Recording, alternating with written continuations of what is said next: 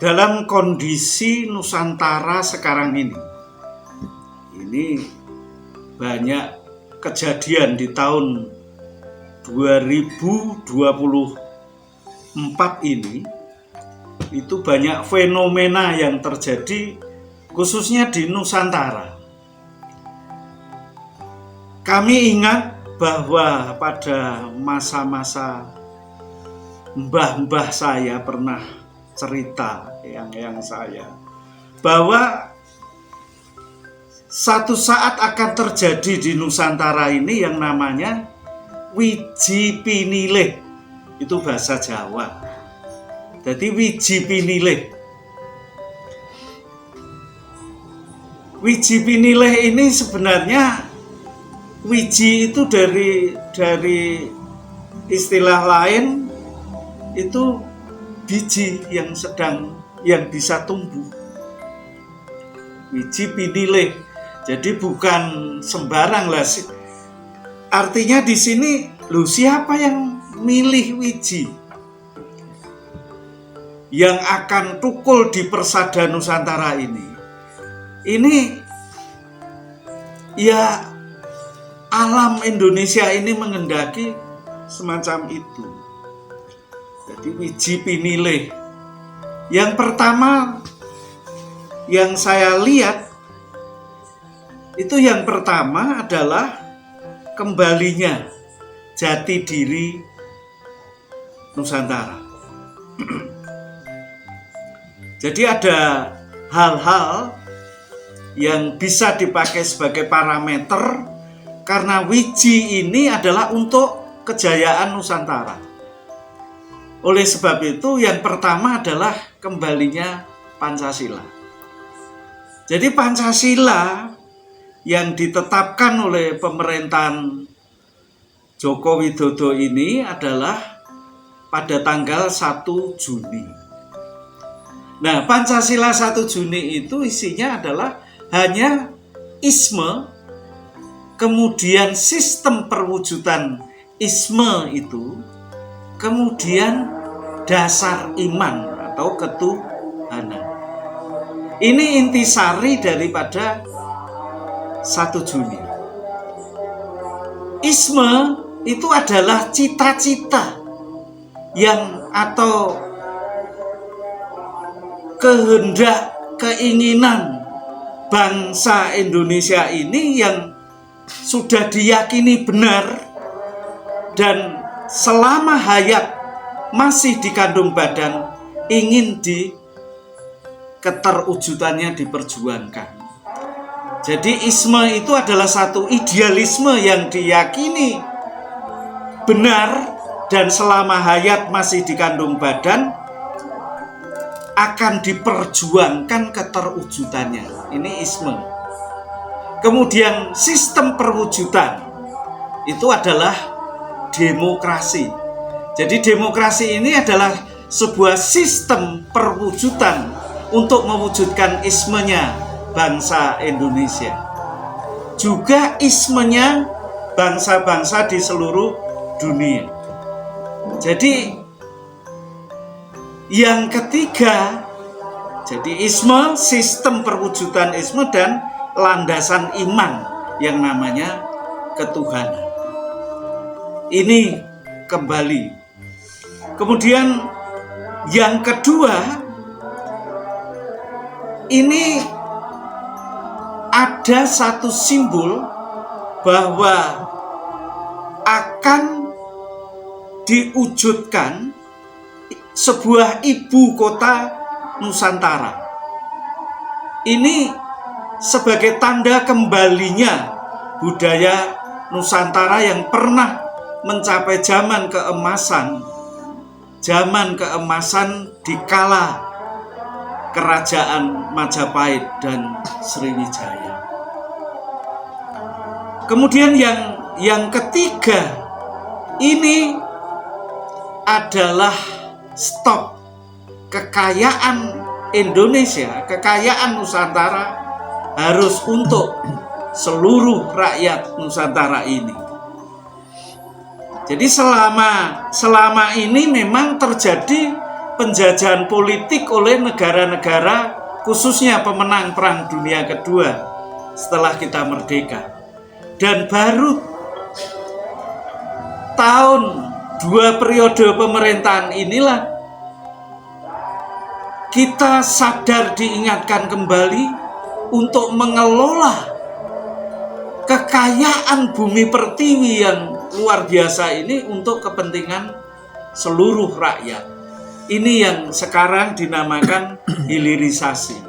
Jadi selama ini kekayaan kita ini dikeruk oleh bangsa-bangsa pemenang Perang Dunia Kedua.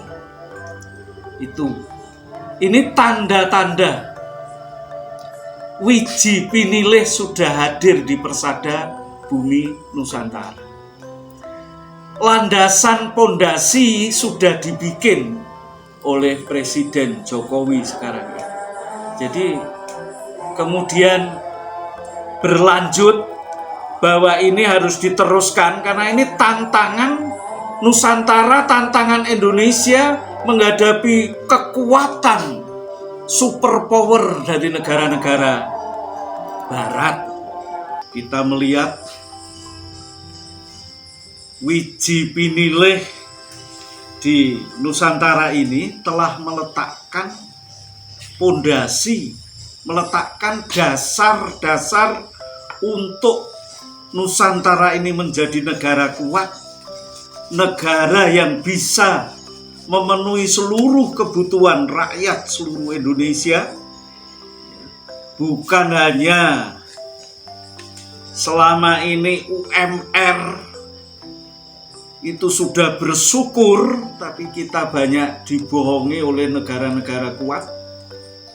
Landasan sudah dibikin oleh pemerintahan di 2 periode, dari 2014 sampai 2024. Nah, kelanjutan dari ini bahwa kita menghadapi tantangan dari negara-negara kuat, negara-negara besar. Oleh sebab itu, tanpa persatuan nasional lahir batin, tidak mungkin kita bisa mewujudkan cita-cita besar untuk seluruh rakyat Indonesia ini. Sebab yang jelas negara-negara yang selama ini menikmati kekayaan Indonesia, dari blok minyak, dari tambang macam-macam, ada tambang emas, ada tambang uranium, ada tambang timah, ada tambang boksit, macam-macam yang selama 50 tahun lebih ini dikuasai oleh bangsa-bangsa lain. Jadi kembali bahwa kita harus menggalang persatuan nasional lahir batin. Sebab yang jelas bangsa-bangsa yang selama ini menikmati kekayaan Indonesia tidak akan tinggal diam dengan program landasan yang sudah dicanangkan oleh pemerintahan sekarang ini. Nah, oleh sebab itu, ini juga masih di dalam satu proses wiji pinilih. Jadi dalam pemilu tahun 2024 ini banyak fenomena yang di luar penalaran manusia, di luar penalaran orang-orang cerdas, karena di dalam pemilu ini melibatkan kekuatan-kekuatan di luar, bahkan kekuatan gaib, seperti turunnya malaikat, turunnya Imam Mahdi, turunnya orang-orang cerdas di bumi persada Nusantara ini.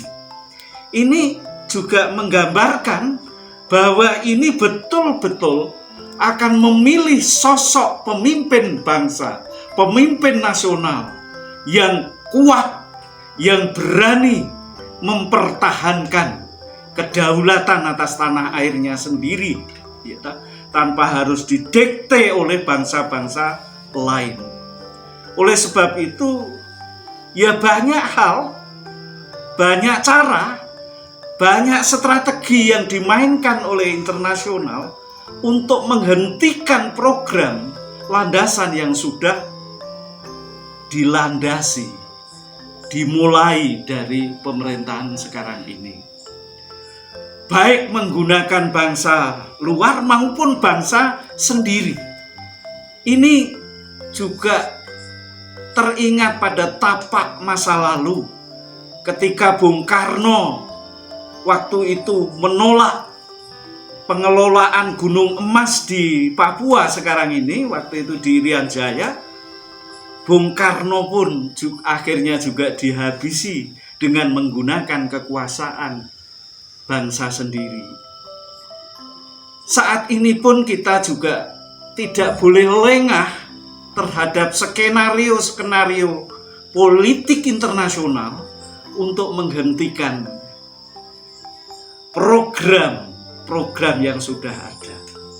Tapi apapun, kami yakin bahwa apapun jurus-jurus permainan asing di dalam menghentikan program besar Indonesia ini, saat ini sudah tidak bisa digagalkan lagi. Semacam itu karena ini bukan hanya kehendak kita, tapi juga kehendak leluhur-leluhur pejuang Nusantara yang bertekad, yang masih bertanggung jawab untuk mewujudkan cita-cita besar, cita-cita luhur bangsa ini, menyertai. Itulah makanya kalau mbah-mbah saya menyatakan yang milih siapa? Yang milih adalah leluhur-leluhur pejuang Nusantara untuk kejayaan Indonesia.